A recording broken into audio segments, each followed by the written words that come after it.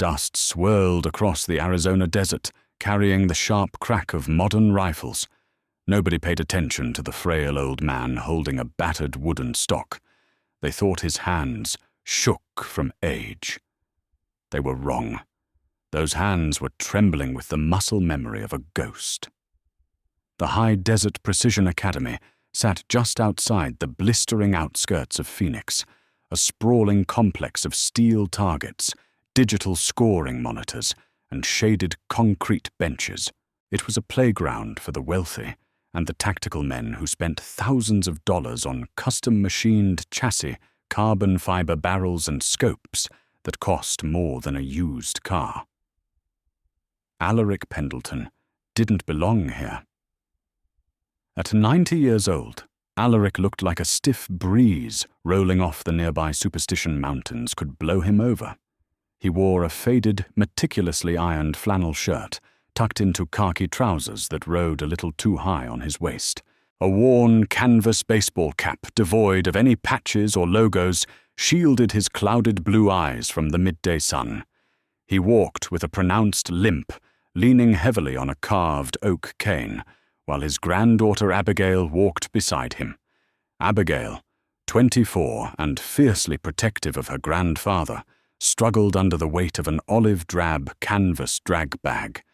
It looked ancient, smelling faintly of mildew, old canvas, and Hopper's No. 9 solvent. "You sure you want to do this, Grandpa?" Abigail asked, her voice tight with concern. "We could just go to the indoor range in town. It's air-conditioned." Indoor ranges are for testing handguns and hiding from the weather. "Abby," Alaric rasped his voice, sounding like dry gravel shifting. "I want to smell the dirt. I want to feel the wind." They made their way to Lane 7 on the long-distance range. The lanes to their left and right were occupied by a private clinic. A half-dozen men in matching coyote tan tactical pants and wraparound sunglasses were gathered around a spotting scope, nodding seriously. At the center of the group stood Chad Henderson. Chad was 34, sporting a perfectly groomed beard, a tight athletic shirt that highlighted his gym-sculpted physique, and a demeanor that screamed unearned authority. He was the head instructor and owner of High Desert Precision. Chad was currently lecturing his high-paying clients on the complex mathematics of ballistic coefficients and the Coriolis effect, holding court with the arrogance of a man who had never actually had a target shoot back at him. "You see, gentlemen," Chad projected his voice, loudly, clearly enjoying the sound of it. "When you're pushing a 6.5 Creedmoor out past 1,000 yards, you aren't just shooting. You're executing a complex mathematical equation. My custom rig here." He patted a vicious-looking angular black rifle equipped with a suppressor and a massive Night Force optic. "Takes the guesswork out of it. But you still need the operator's touch. You need the modern training." Alaric ignored the booming voice. He carefully took the canvas bag from Abigail and laid it on the concrete shooting bench. His gnarled hands, spotted with age and arthritis, fumbled slightly with the heavy brass zippers. When he pulled the rifle out, the contrast was almost comical. It was a heavily worn Remington 700 with a heavy contour barrel and an old fiberglass stock, painted in a faded, chipped smear of forest green and black. The bluing on the barrel was completely rubbed off in places, revealing bare, silvery steel. Sitting atop it was an old Redfield 3 to 9 times 40mm scope, an absolute dinosaur in the age of digital reticles and laser rangefinders. Chad, pausing his lecture, caught sight of the old man and the antique weapon. A smirk tugged at the corner of his mouth. He excused himself from his students and swaggered over to Lane 7. "Afternoon, folks," Chad said, his tone dripping with the kind of forced politeness reserved for wayward children. "I think you guys might be lost. The 100-yard plinking range is back toward the clubhouse." Alaric didn't look up. He was busy unrolling a worn canvas shooting mat. "We're in the right place, young man." Chad chuckled, looking at the beat-up Remington. "Look, Pop, I don't want to be disrespectful, but this is the heavy hitter line.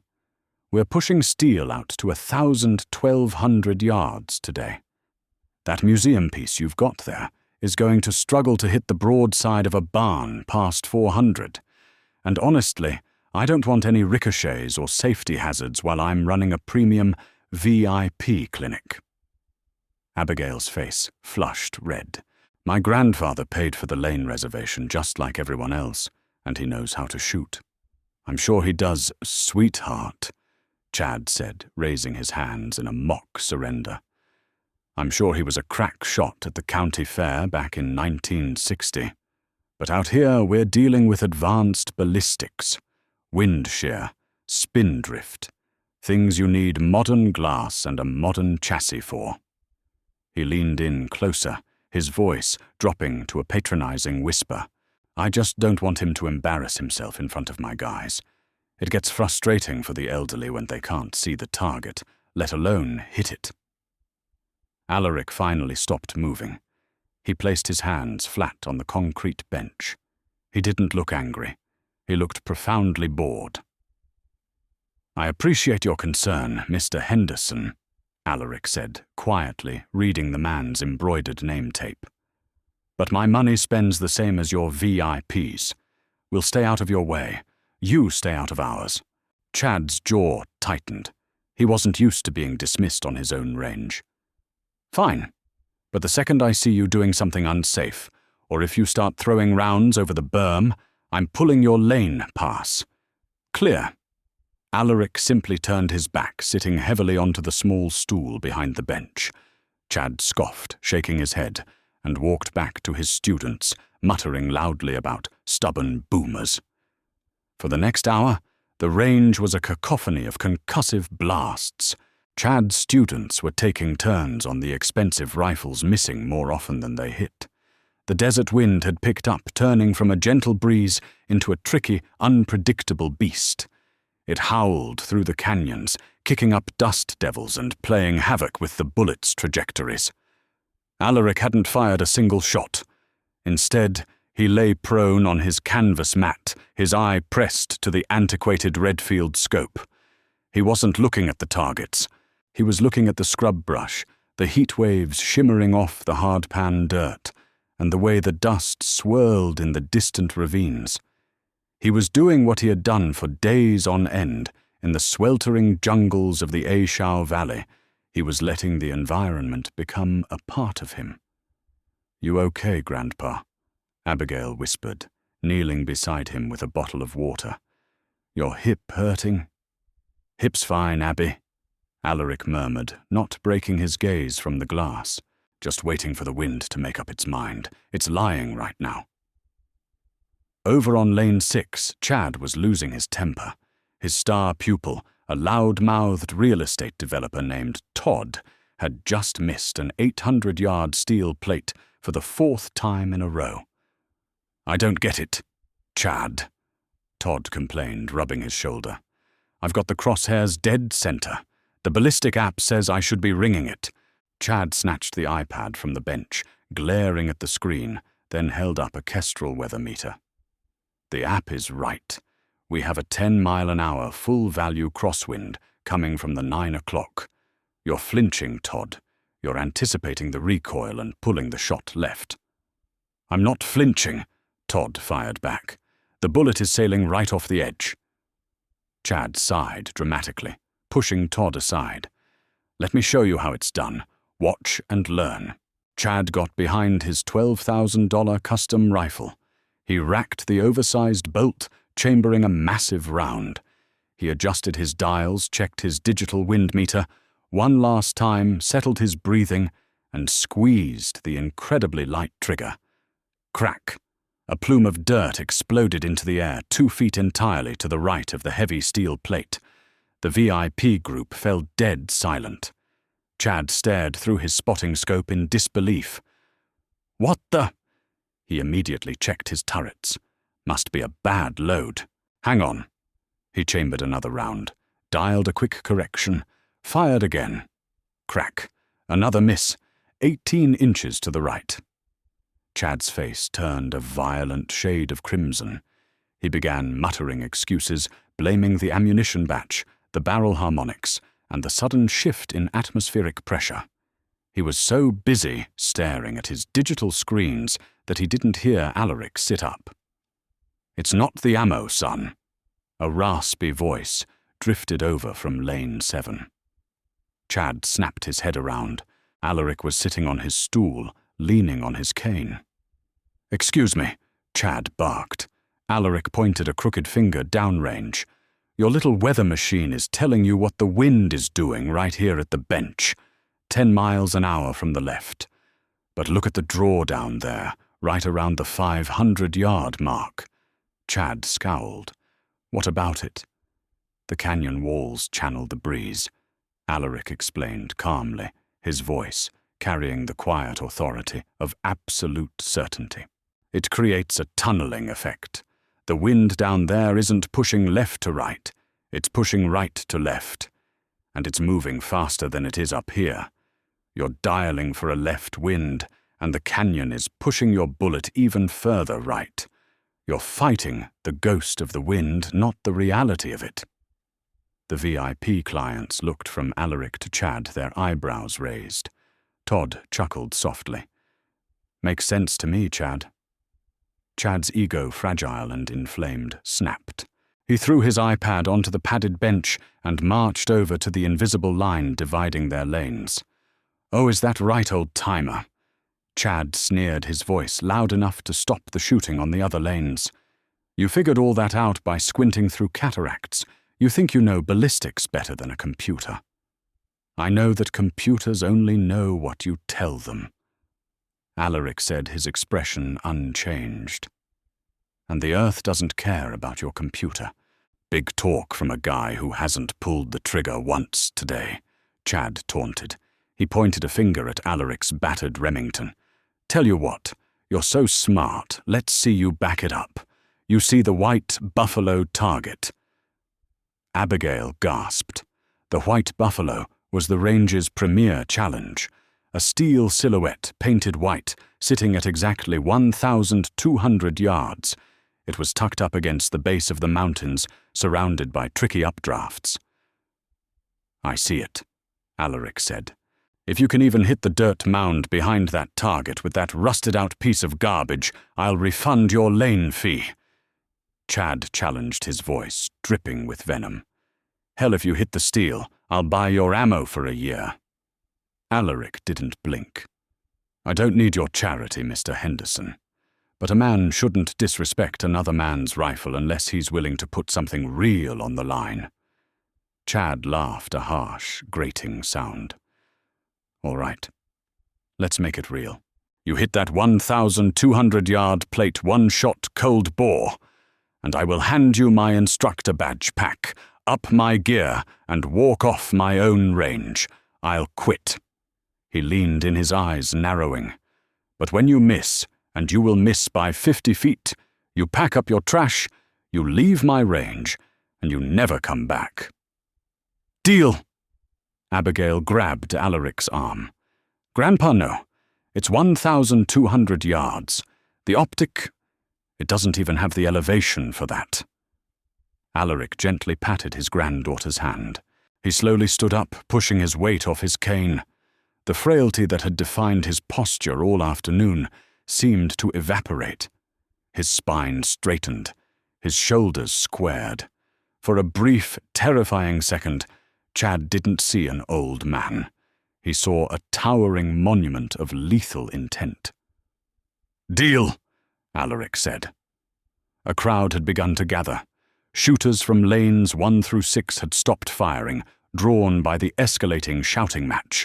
They formed a loose semicircle, holding cell phones and spotting scopes. Alaric walked back to his mat. He didn't rush. He moved with the slow, agonizing precision of an ancient machine powering up. He lowered his battered knees to the canvas, ignoring the sharp spike of pain in his joints. He stretched his body flat behind the Remington. "You want to use my spotter?" Chad asked, mockingly, standing a few feet away. "Give you a little help." "Don't need a spotter," Alaric whispered. He brought his eye to the scratched glass of the Redfield scope. Abigail was right. The scope didn't have enough mechanical adjustment to dial the crosshairs up for a 1,200-yard bullet drop. He would have to hold over aiming high above the target, using nothing but instinct experience and the reticle. Alaric's breathing slowed. The chaotic noise of the crowd, Chad's snickering, the high-pitched whine of the Arizona wind, it all faded into a dull, distant hum. He closed his eyes for a fraction of a second. Breathe in. Let it out. Find the pause. He opened his eyes. He saw the mirage dancing over the dirt, rippling like water. He saw a single blade of dried sagebrush twitching at the 800-yard mark. He calculated the drop. He felt the rotation of the earth beneath his ribs. He laid his scarred index finger gently against the worn metal of the trigger sear. The range was dead silent. Alaric Pendleton stopped breathing. Time stretched into a thin, fragile wire. At 90 years old, Alaric Pendleton's heart beat slower than most men half his age. He didn't fight the tremors in his hands. He accepted them, timing his movements to the natural rhythm of his own failing body. Behind the scratched glass of the Redfield scope, the world was a painting of heat and dust. The white steel buffalo silhouette at 1,200 yards wasn't much larger than a grain of rice. Because his antiquated optic lacked the internal elevation adjustment of the modern $4,000 scopes on the adjacent benches, Alaric had to use a technique most modern shooters considered obsolete. He aimed using the thick bottom post of the duplex reticle holding the crosshairs nearly 30 feet above the target into the empty blue Arizona sky. He wasn't aiming at the steel. He was aiming at a memory of mathematical arcs. On lane 6, Chad Henderson stood with his arms crossed, a smirk cemented on his face. The VIP clients had their phones out recording the spectacle. They expected a loud bang, a cloud of dust hitting the 400-yard berm, and the humiliating retreat of a stubborn old man. Alaric's scarred finger applied precisely 3 pounds of pressure to the heavily modified Walker trigger. Crack! The heavy barrel of the Remington 700 surged backward. Alaric absorbed the sharp, violent recoil against his frail shoulder, with practiced grace, not giving an inch. For the spectators, the immediate aftermath was completely silent. At 1,200 yards, a vintage 173-grain boat-tail match bullet spends nearly 3 full seconds in the air. In the world of precision shooting, 3 seconds is an eternity. It is enough time to doubt your math, regret your trigger pull, and pray to whatever god of ballistics might be listening. Through the spotting scope, Chad watched the target. 1 second, 2 seconds, 2.5 seconds. He was just opening his mouth to announce the miss when the earth spoke. A violent, dark, grey smudge instantly appeared dead center on the painted white shoulder of the steel buffalo. Half a second later, the delayed acoustic feedback drifted back across the desert, a faint, distinct pang that echoed off the canyon walls like the ringing of a distant church bell. The range fell into a stunned, breathless silence. The only sound was the empty brass casing clinking softly against the concrete as Alaric smoothly worked the bolt, catching the spent shell before it could roll off the bench. He slipped the hot brass into his breast pocket. Todd, the loud-mouthed real estate developer, lowered his phone. His jaw was practically touching the dirt. Holy! He drilled it. Right in the sweet spot. Chad's face went from flushed crimson to an ashen, sickly white. He practically tackled the spotting scope, pressing his eye so hard against the rubber cup it left a red ring on his skin. He stared at the dark, lead smear on the white steel. It wasn't a graze. It wasn't a lucky edge hit. It was a perfectly centered, catastrophic impact. No, Chad whispered, stepping back. He shook his head aggressively, panic flaring in his eyes. He looked at the rusted, battered rifle, then at the old man calmly loading another round. No way. That's a statistical impossibility. It was a flyer. A freak gust of wind pushed a bad shot into the target. Abigail, standing behind her grandfather, crossed her arms. Her eyes flashed with fierce, unapologetic pride. "You made a bet, Mr. Henderson." "It was a fluke." Chad's voice cracked his professional veneer, shattering completely. He pointed a trembling finger at Alaric. "There is no way a man your age with a scope from the Nixon administration and a barrel that looks like it was dragged behind a truck calculated that shot. Do it again. If you're so good, call your shot and do it again." The other clients murmured, looking uncomfortably at their instructor. Chad was losing his dignity, and he was losing it fast. Alaric didn't argue. He didn't raise his voice. He simply settled his cheek back onto the faded fiberglass stock. The wind was howling now, kicking a fine mist of sand across the firing line. "The wind has shifted, Mr. Henderson." Alaric's raspy voice cut through the breeze. "It's quartering toward us now, pushing down the mountain. Call the right eye." Chad scrambled back to the spotting scope. Alaric inhaled, exhaled, paused, crack. Again the agonizing 3-second wait. Chad stared through the glass, his breath fogging the eyepiece. He prayed to see dirt fly. He prayed for the old man's luck to run out. A second dark smudge appeared on the white steel, exactly on the upper right quadrant of the silhouette. The head of the buffalo. Pang! The sound washed over the group, sealing Chad's fate. "Good Lord!" one of the VIPs muttered, taking off his sunglasses. "He really is a ghost." Alaric sat up slowly. He engaged the safety on the Remington, cleared the chamber, and pulled the bolt completely out of the receiver, laying it gently on the canvas mat. It was the universal sign of a safe, cold weapon. He leaned forward, bracing his weight on his oak cane, and looked directly at the head instructor. Chad Henderson was a broken man. The arrogance that had puffed out his chest an hour ago was entirely gone, replaced by a hollow, terrifying realization. Everything he had sold to these men, the $12,000 rifles, the ballistic iPads, the Bluetooth weather meters, had just been rendered completely irrelevant by 90 years of bone and 3 feet of rusty steel. Slowly, almost against his will, Chad walked over to Lane 7. He didn't swagger this time. He moved carefully, as if approaching a live explosive. He looked down at the rifle, up close, without the blinding light of his own ego, in the way he finally saw the weapon for what it was. The heavy contour barrel wasn't just old. It was a specific, deliberate taper. The worn green stock had a very specific bedding block, and there, just barely visible beneath a layer of decades-old grime on the receiver, was a faint, shallow stamping in the metal. U.S. Remington Model 700. "Where?" Chad's voice was barely a whisper. He swallowed hard, his throat dry as the desert sand. "Where did you get an original M40? They didn't sell those to the public. The armorers in Quantico built them by hand." Alaric reached out and ran a thumb over the worn action.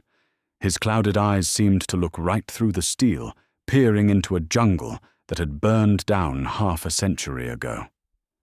"This rifle didn't belong to me originally," Alaric said softly. The rasp in his voice was heavier now, weighed down by ghosts.